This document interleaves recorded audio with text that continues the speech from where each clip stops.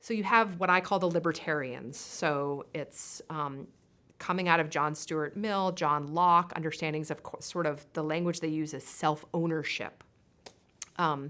Much different from a Wollstonecraftian strain. So you have these two strains moving on together, the Wollstonecraftian and then the liberal strain.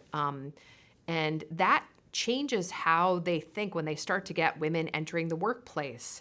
You have the libertarians who really want women on an equal footing with men. The right to contract is really important. Women should be thought of as no different from men. Whereas you have these communitarians much more in line with someone like Wollstonecraft, I think, and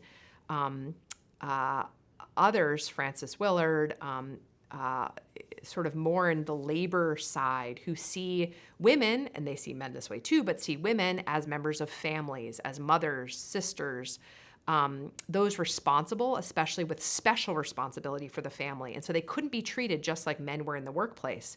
And so they're clamoring at that point, and this is a big section of my book, for special protections for women in the workplace from kind of the industrial workplace. So limited working hours, minimum wages, because women also didn't have labor unions to fight for them, right? So they had significant asymmetry with and power differentials with their employers. And so there's this great debate that goes on in the Industrial Revolution, in the courts. And what we know as a law student, I went and you see the men, attorneys fighting it out with the male justices. But what we don't know are the women behind these men who are making these kind of arguments, individualistic on the one hand, and for right to contract, which are all good and fine, but then sort of understanding women as members of families on the other hand. And they're really kind of battling it out in the courts.